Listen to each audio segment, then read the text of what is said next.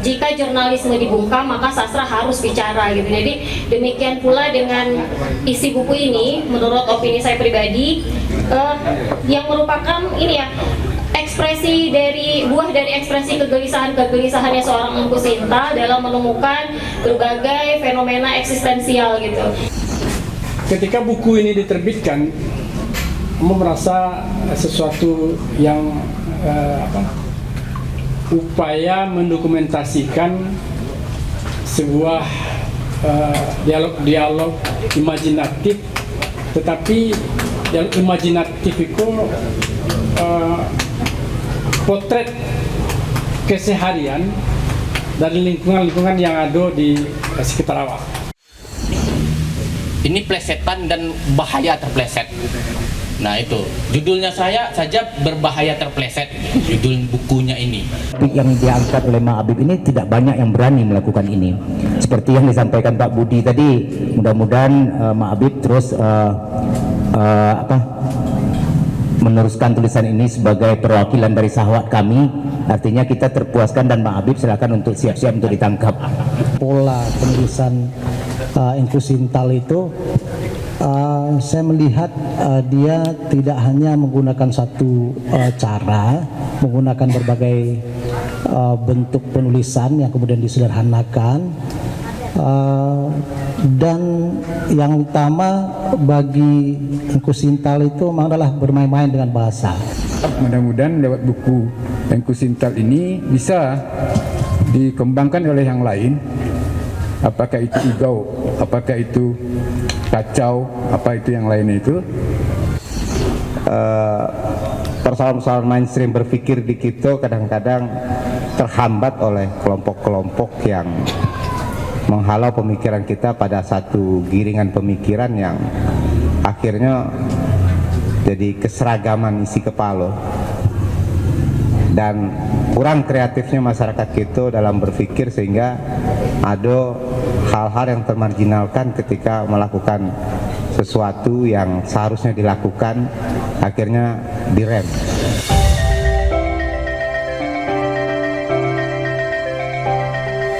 Pada kesempatan ini kan judulnya Kupas Pedas gitu, tapi kalau yang pedas-pedas kayaknya saya belum sanggup gitu ya. Jadi mungkin saya akan mengapresiasi lebih ke curhat gitu ya. Tadi saya katakan tentang kesan saya setelah membaca buku Engku Sinta ini.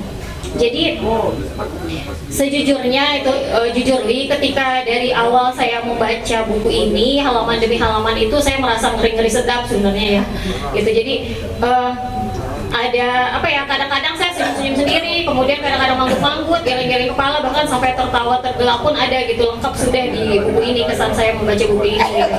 Nah, jadi ketika awal saya membaca itu halaman demi halaman, saya tiba-tiba serta-merta saja teringat kepada kredonya Seno Bumi Raji Dharma gitu, yang mengatakan bahwa jika jurnalisme dibungkam maka sastra harus bicara gitu. Jadi demikian pula dengan isi buku ini menurut opini saya pribadi, yang merupakan ini ya,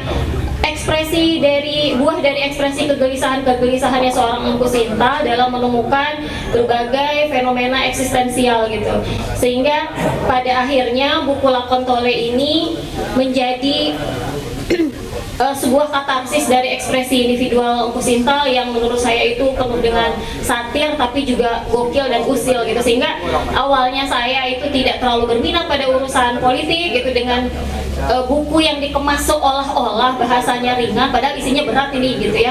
Jadi tertarik juga gitu seperti itu. Nah, mungkin saya sebagai pemantik saja untuk diskusi selanjutnya. Jadi saya tidak terlalu mengulas panjang gitu ya, karena sejujurnya saya nggak berani. Ada pakarnya kalau politik di sini gitu. Jadi mungkin saya akan mulai dengan ini. Apa yang saya baca itu di IGAU 15 ya kalau nggak salah nih. Oke. Di IGAU 15 itu ada di halaman 7. Di sana saya tertarik dengan Engku yang mengatakan untuk menjadi penjilat tidak perlu gelar akademik, cuma perlu akal demit gitu. Jadi saya tertariknya, mungkin saya bahasanya sebagai ini ya, sebagai pembaca awam gitu, dan juga mungkin pada proses kreatif yang terkait dengan profesi saya sehari-hari. Jadi bagaimana seorang Empu Sintal itu mampu meramu kata-kata, kemudian memplesetkan bahasa menjadi sebuah gaya ucapnya beliau tersendiri gitu, yang unik dan gokil yang saya katakan tadi. Kemudian juga hampir pada keseluruhan isi dari buku ini ya, jadi banyak sekali plesetan-plesetan, kemudian istilah-istilah yang menjadi gaya ucap tersendiri dari seorang Empu Sintal yang tidak hanya mengulas satir gitu ya, tidak hanya mengemukakan kritik gitu seperti itu, tetapi juga unik gitu. Kemudian pada bagian Igau 24 di halaman 9 situ ada kalimat seperti ini: zaman Orde Baru penjahat di Petrus, zaman Orde Run penjahat diurus. Nah gitu ya. Jadi secara bahasa mungkin yang dekat dengan saya itu ketika didengar itu tidak hanya memberikan rima ya yang ketika dibaca itu kepada bahasa, tetapi juga kepada sisi makna seperti itu. Nah, ini mungkin baru sekelumit saja yang saya tunjukkan dari bagaimana Lakon Tole ini mampu menghimpun kekhasan gaya ucap sekaligus kekhasan logika, mungkinnya sudut pandang berpikir serta keluasan wawasan dari seorang Empu Sintal di buku Lakon Tole ini. Kemudian jika mau kita bincangkan yang saya tertarik tadi pada Igau 24 itu, hampir di keseluruhan buku ini juga ya, tidak hanya menuliskan buah pikirannya sebagai satir, tetapi juga merujuk dan menyentuh pada aspek ini sejarah, budaya, dan juga bahkan agama. Ketika buku ini diterbitkan, kamu merasa sesuatu yang upaya mendokumentasikan sebuah dialog imajinatif, tetapi yang imajinatif itu potret keseharian dari lingkungan-lingkungan yang ada di sekitar awak, yang kemudian dipindahkan ke negara imajinatif beliau yang disebut dengan Republik Manduliyah. Nah, Republik Manduliyah itu ternyata ada sebuah republik yang penuh dengan kesedihan, Nah, itu kita calik di halaman pertama pembukaan itu di Igau pertama. Nah, beliau kami menyatakan berdirinya Republik Manduliyah, hal-hal mengenai pemindahan kesusahan akan diatur dalam tempo 1/32 dengan nada dasar G minor. Awalnya karena bukan orang seni ya, agak maksud dari Bang Datuk kok dengan nada 1/32, kemudian nada dasar G minor. Harus mau buka-buka pula buku seni dulu untuk memahami kok. Ternyata nada minor itu, biasanya nada minor itu adalah nada yang sahdu, nada yang penuh dengan kesedihan, nada yang lamban. Nah, mungkin itu potret yang beliau tangkap dalam keseharian di Republik Indonesia yang ditransferkan ke Republik Manduliyah. Nah, hal ini terbukti dari igau-igau berikutnya. Nah, ternyata dari selama perjalanan pengalaman hidup beliau, itu yang beliau tangkap itu adalah bagaimana banyak hal yang seharusnya terjadi tapi tidak terjadi. Yang undang-undangnya mengatakan harusnya A, tapi prakteknya itu B. Nah, ini yang sering yang beliau tangkap, yang kemudian beliau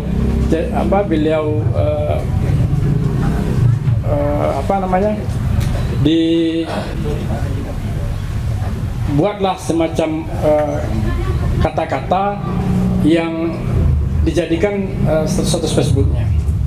Nah, kemudian kesedihan-kesedihan atau keprihatinan beliau terhadap fenomena-fenomena ini, itu yang beliau ciptakan dalam bentuk sebuah negara imajinasi yang disebut dengan Republik Manduliyah. Nah, ini yang kami tangkap dari yang pertama itu. Nah, kemudian fenomena berikut yang beliau tangkap adalah bahwasanya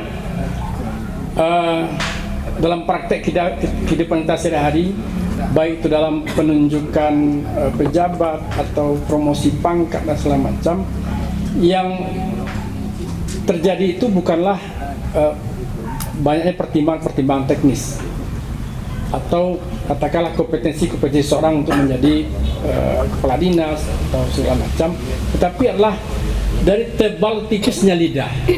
Nah, ini yang beliau tangkap di fenomena yang terjadi apakah di daerah, kabupaten kota, provinsi ataupun di negara kita. Nah, itu kita lihat bisa di IGAU 13 di halaman 16, dijual lidah berbagai bentuk dan ukuran ketebalannya. Kemudian dibutuhkan segera tukang angkat telur yang berpengalaman. Nah, ini merupakan potret dari keseharian di mana di lingkungan kita itu terlihat si A diangkat jadi dipromosikan menjadi jabat sesuatu karena kepandainya dia mengangkat telur. Nah, itu tidak bisa kita pungkiri, faktanya demikian. Kalaupun ada 1-2 orang yang diangkat dengan sesuai kompetensinya, itu hanya satu atau beberapa persen lah dari pejabat. Tapi hampir rata-rata seperti itu fenomena yang kita lihat. Itu bukan hanya di struktur pemerintahan, bahkan di struktur perguruan tinggi sendiri yang saya ada di lingkungan itu, fenomena itu seperti terjadi. Siapa yang dekat dengan menteri, itu bisa jadi direktur atau jadi direktur. Itu nanti.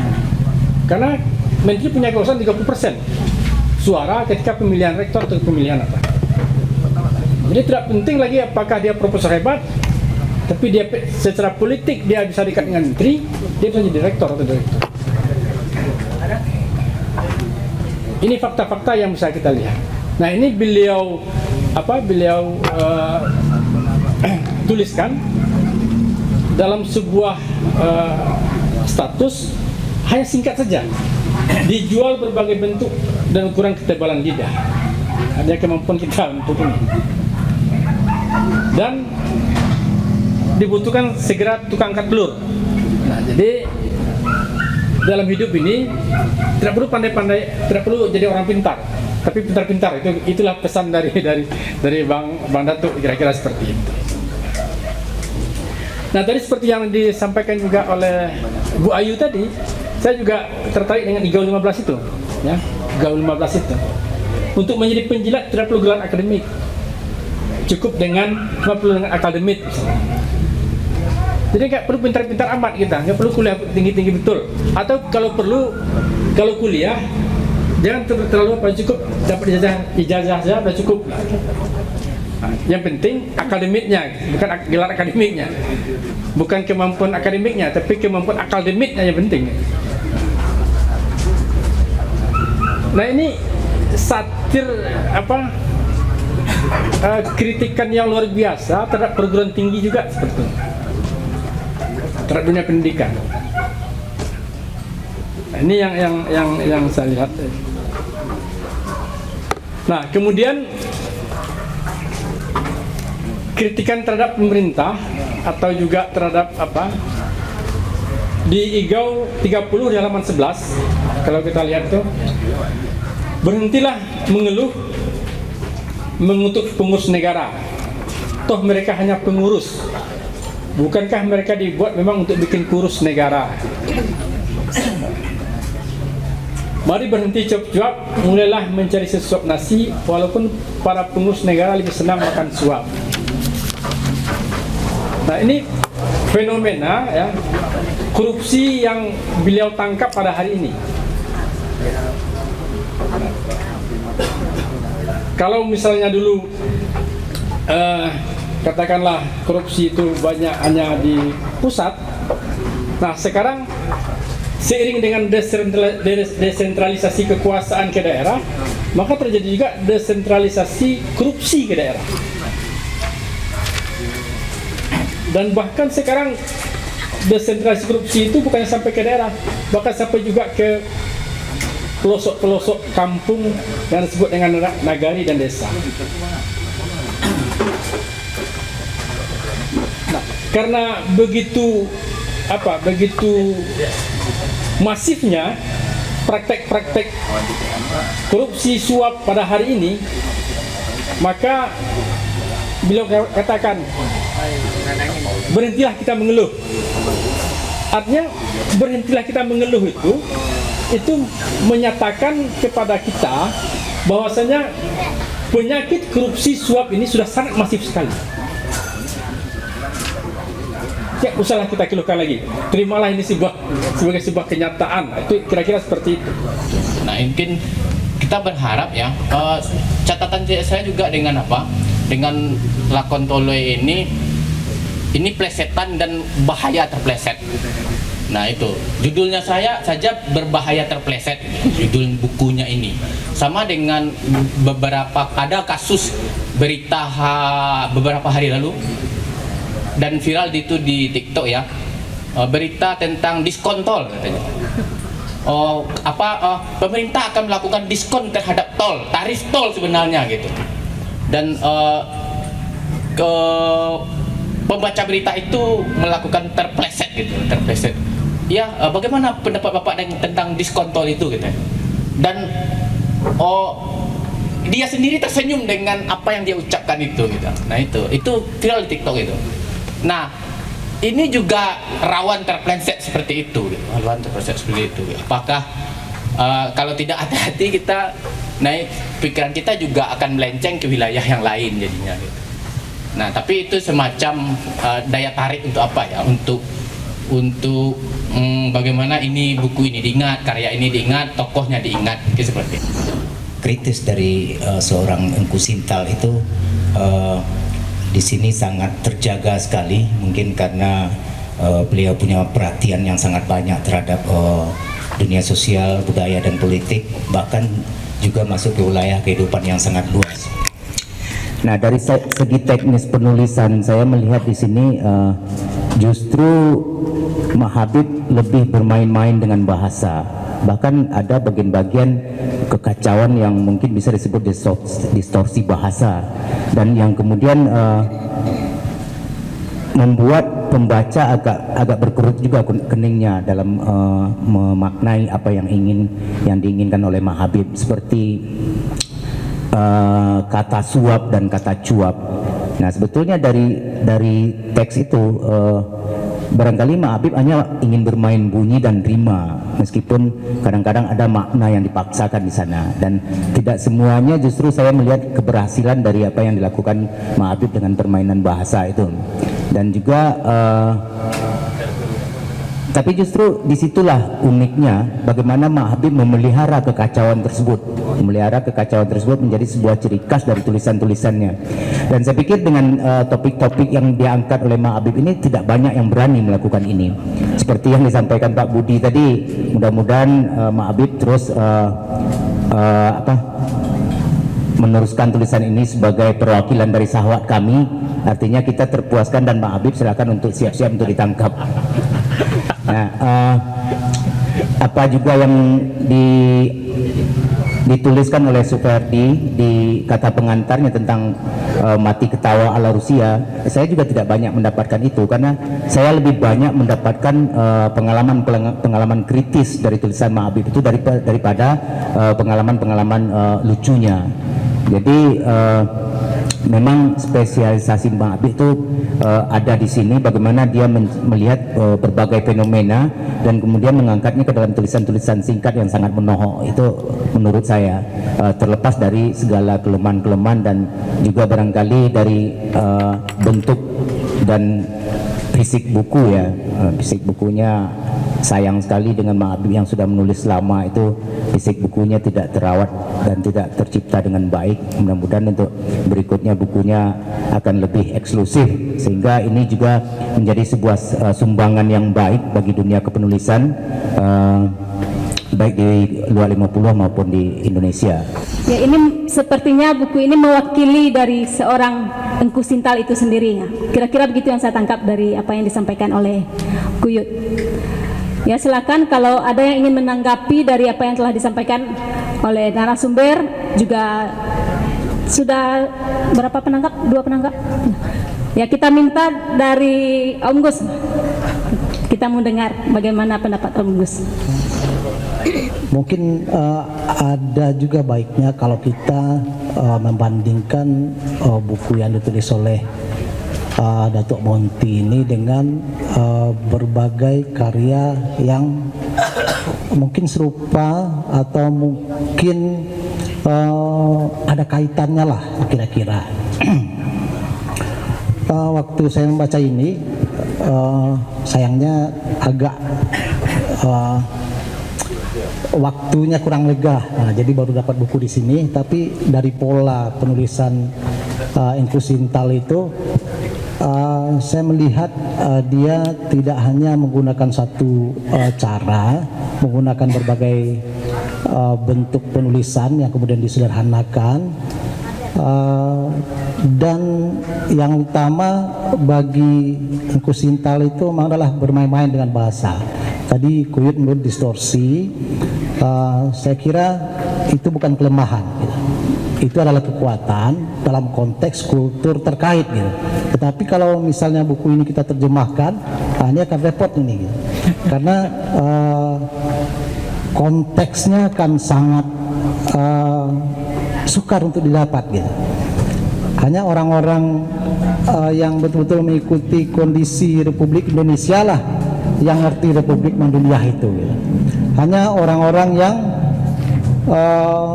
dekat dengan pemikiran penulisnya lah, atau setidaknya orang-orang dari lingkungan yang sama, apalagi berlatar belakang sama secara demografi, misalnya Payakumbuh, itu mungkin ya terpuaskan lah seperti kata Pak Budi tadi.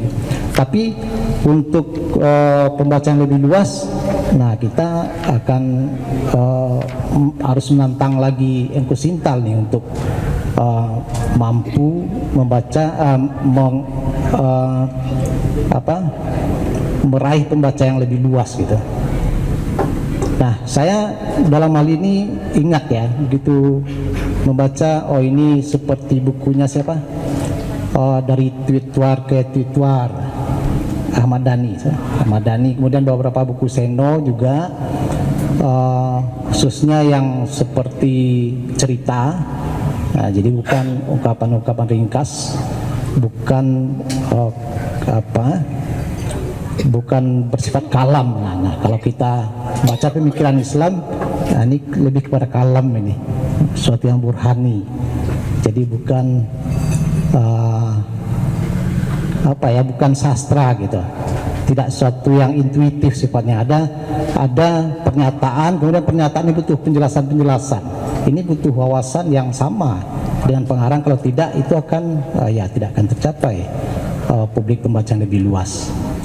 Pernyataan terakhir tadi juga cukup menarik, bagaimana hal-hal paradoks yang terjadi di negeri kita kemudian dipindahkan ke dalam Republik Manduliah.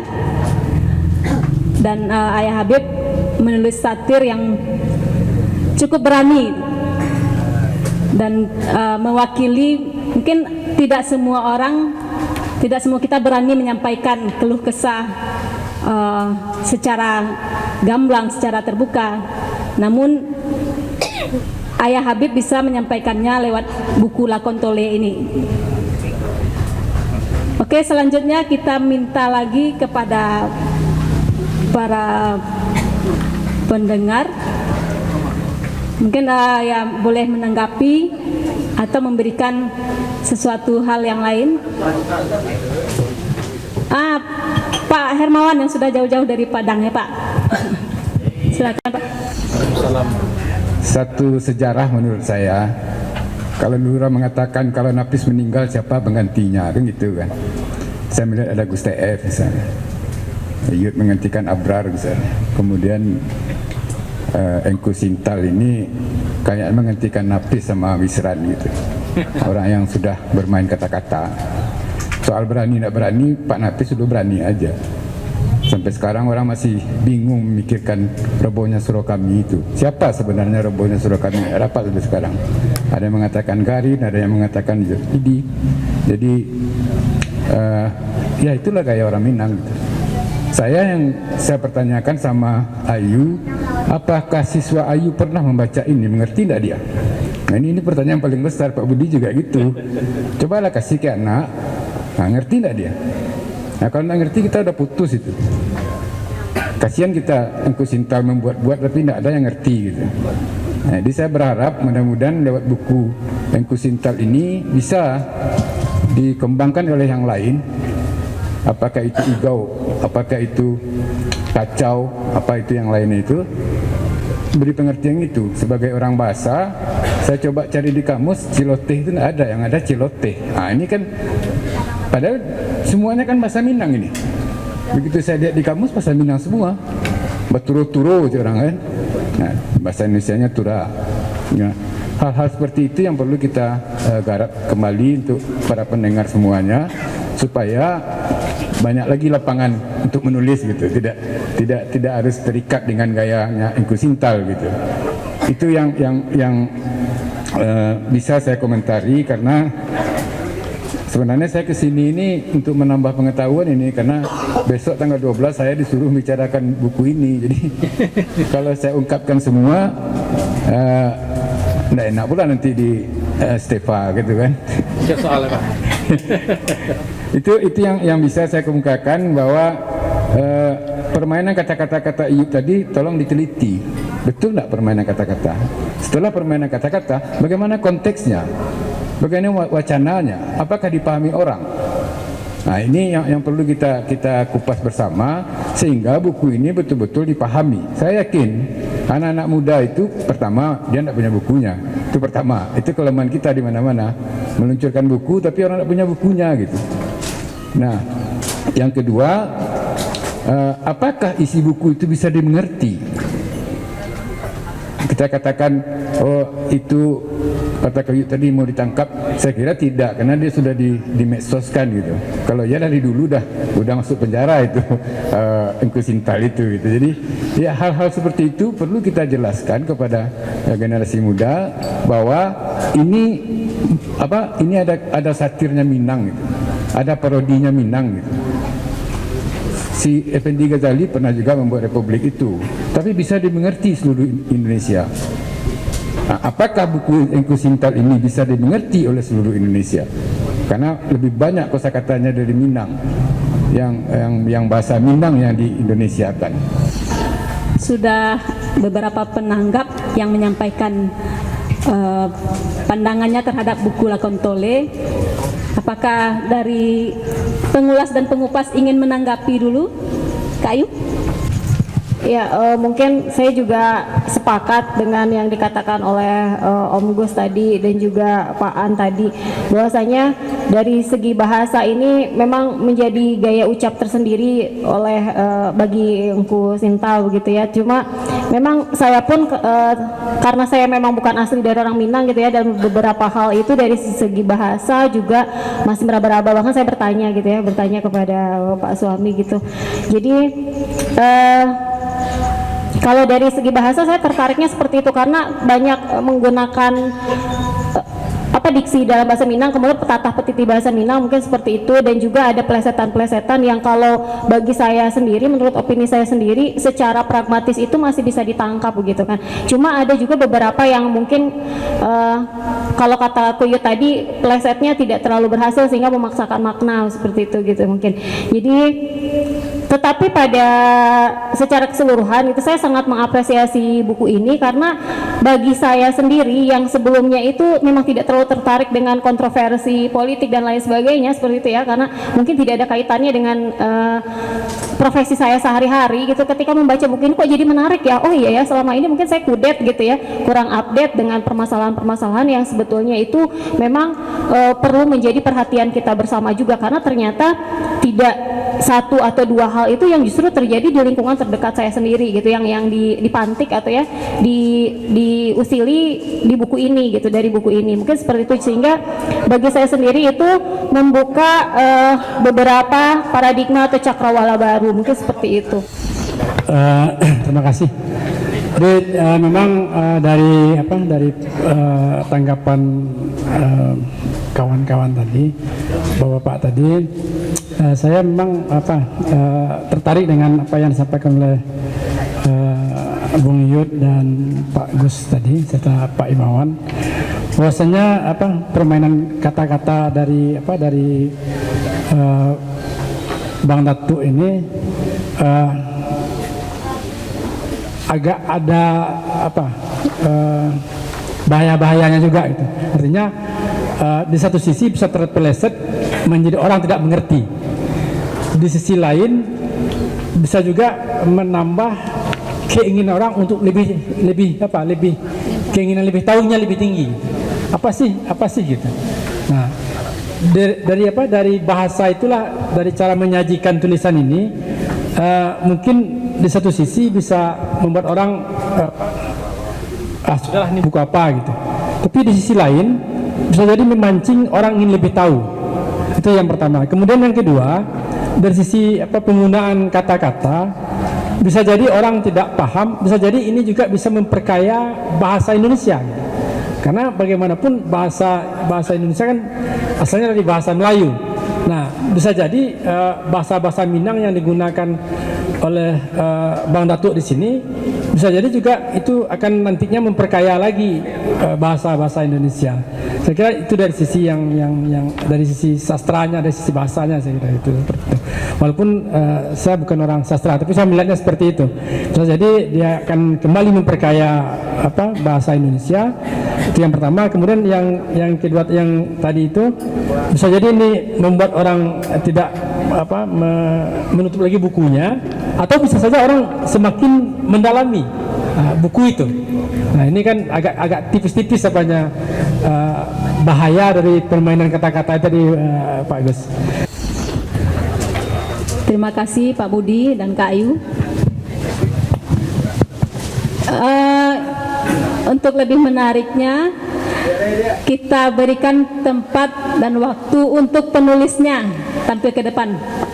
Engku Sintal, kami silahkan. Terima kasih kepada kawan-kawan yang lah berhadir pada hari itu. Artinya terima kasih atas support kepada Tanah Rawa yang sebenarnya cita-citamu cianya tidak menabiin buku loh. Jadi persoalan-persoalan mainstream berpikir di kita kadang-kadang terhambat oleh kelompok-kelompok yang menghalau pemikiran kita pada satu giringan pemikiran yang akhirnya jadi keseragaman isi kepala dan kurang kreatifnya masyarakat kita dalam berpikir, sehingga ada hal-hal yang termarginalkan ketika melakukan sesuatu yang seharusnya dilakukan, akhirnya direm. Ambo sebenarnya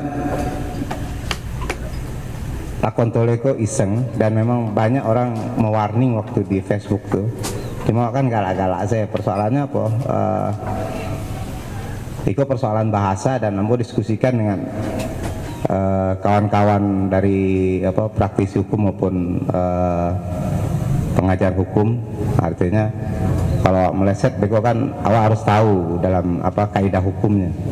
Nah, kaidah-kaidah hukumlah yang kadang-kadang membuat awak mudah terjerat, karena kadang-kadang orang tidak tahu sudah melampaui, ternyata akhirnya kita berurusan dengan urusan hukum. Kenapa persoalan hukum itu menjadi pemicu awal adalah karena ada ketika banyak dusana-dusana kita, kawan-kawan kita baik yang ada di luar 50 maupun di luar kita, itu khawatir mengutarakan gagasan-gagasan pemikiran yang frontal untuk mendobrak situasi sosial yang terjadi dan berkembang di negeri kita. Mengimajinasikan Republik Manduliah itu sebenarnya kan bahasa wayang mandul, nah. Mandul itu tentu tidak berkembang biaknya, tidak beranak, dan ambo khawatir bangsa kita mandul pula berpikir, maaf kok Pak jangan lain-lain. Artinya ketika perguruan tinggi itu menjadi mandul dalam berpikir, maka produk-produk perguruan tinggi itu akhirnya menjadi produk-produk barang cetakan yang tidak bisa menuntaskan pemikiran-pemikirannya sendiri, yang dihadapkan kepada persoalan-persoalan sosial yang terjadi di negara kita yang selalu disebut paling berkembang. Karena dari luar disebut negara berkembang kan, kalau kini kan tentulah paling berkembang jadinya. Kembang kempis. Nah, harusnya negara berkembang itu adalah negara yang penuh flower, dan itu di medsos banyak terjadi. Negara berkembang itu dilihat siapa presidennya yang flowernya banyak biasanya. Kembang plastik. Nah, terima kasih apresiasinya, artinya begitu banyak rekaman-rekaman bacaan pada sejak zaman mungkin pemikiran-pemikiran di Jazirah pada masa-masa abad-abad ke-10 Masehi, pemberontakan orang terhadap pemikiran-pemikiran feodalisme, khilafah, pemikiran-pemikiran renanse terhadap pemikiran terhadap pendobrakan Renaissance, dan ada terakhirnya adalah industrialisasi era glasnost, dan yang terjadi perestroika di Rusia meruntuhkan kekaisaran Rusia, di Iran runtuhnya Reza Pahlavi. Jadi perjalanan-perjalanan pemikiran-pemikiran seperti itu sebenarnya kan ada juga dimotori, sebenarnya para budayawan inilah penggerak daripada revolusi berpikir sehingga jadi revolusi bergerak, dan ini kita rasa mandul pada hari ini. Umumnya pergerakan-pergerakan yang terjadi yang saya hadapi di depan mata, baik di Jakarta ataupun di berbagai daerah, tergantung siapa donaturnya mereka bergerak. Untuk menumbangkan rezim Orde Baru, ya Orde Lama yang bermain. Menumbangkan Orde Lama, ya nanti ya Orde Baru lagi. Nah, jadi tergantung orderan siapa. Jadi kenapa orderan itu ya memang ordernya orde lari-lari terus, dan kita selalu berada dalam keadaan yang masih pemerintahan darurat Republik Indonesia. Artinya kita dalam keadaan darurat selalu, karena undang-undang selalu bertukar. Undang-undang kita tidak setia setiap saat, dimulai dari merubah undang-undang dasar yang akhirnya banyak undang-undang lahir itu bisa kayak kita makan obat 3 kali sehari, lahir undang-undang. Dan terakhir yang undang-undang paling menarik itu adalah undang-undang tentang kesehatan, ketika rokok nanti dimasukkan sebagai zat adiktif dan ganja dibolehkan. Nah, ini menarik ya. Dan itu belum saya tulis, dan mungkin nanti yang keduanya ada namanya Republik Ledekehet. Republik Ledekehet ini mungkin bahasa Ayu yang lama di Bandung tentu agak memahami bahwa ada bahasa Cari namanya Ledekehet.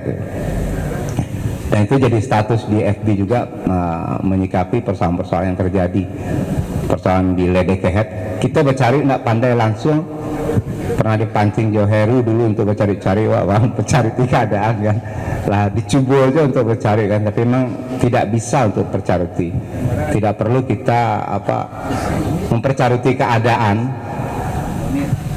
tetapi memang ya sudah, akhirnya kita menerima dengan berbuat kepada satu hal yang terjadi, teori penyimpangan genetika.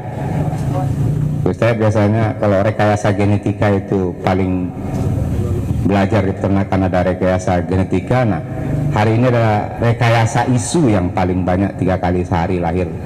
Bahkan mungkin sekarang karena medsos jadi per menit itu rekayasa isu lahir. Jadi jangankan genetika yang direkayasa, isu sudah direkayasa, itu persoalan enteng. Jadi mungkin mudah-mudahan Republik Ledekehet ke depan bisa lebih sempurna dan tidak salah-salah susun lagi. Saya minta maaf karena tidak telitinya.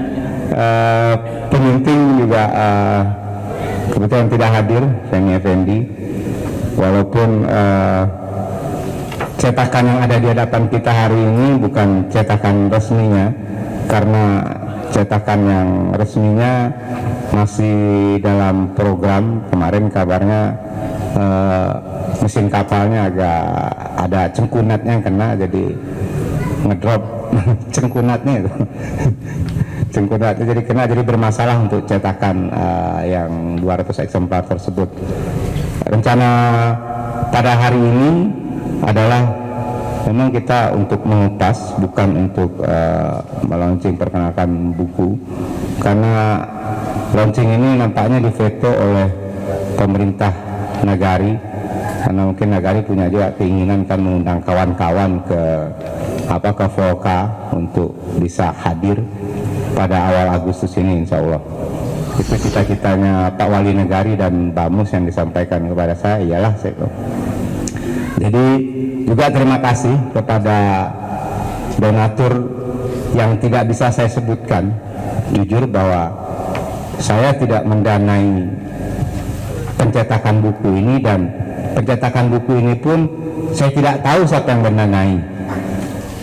Jadi memang ya bana lakon si tole kon tak tole nang jadi lakon nak lejal leh awak, tapi tahu-tahu dicetak ada orang tamu cetakan ke 100 jadi saya heran saya tidak perlu sabuan. Jadi hal seperti itu tuh menjadi suatu hal yang berkah yang Allah berikan. Makanya mungkin buku cetakan tersebut jikapun dijual buku tersebut dengan harga Rp70.000, maka saya tidak punya hak di situ selain untuk penyunting dan pembuat cover, artinya ada VV, ada Ijot. Yang kedua adalah juga untuk suatu kegiatan anak muda-muda surau yang berpengetahuan bagus tentang surau, yaitu Al-Husam, artinya himpunan ulama muda Sunni angkatan muda yang baru tumbuh dan berkembang, yang menyurah tentang kitab-kitab klasik Minang, kitab-kitab ulama klasik di Minang, dan itu sedang dilakukan oleh Buya Apria dan lain-lain. Yang ketiga juga diperuntukkan bagi Tanah Rawa sebagai perkembangan Tanah Rawa selanjutnya, dan yang keempat tentu bagi panti asuhan untuk atau untuk anak yatim dan piatu yang ada di mana buku itu disiarkan pada hari itu. Jadi mungkin itu yang bisa saya sampaikan. Terima kasih atas dukungan dan support kawan-kawan. Padahal dukungan dan support itu bahasanya sama, cuma orang Indonesia perlu dua bahasa yang kadang-kadang suka lupa bahwa itu sama artinya. Terima kasih sekali lagi. Jazakumullah khair. Assalamualaikum warahmatullahi wabarakatuh.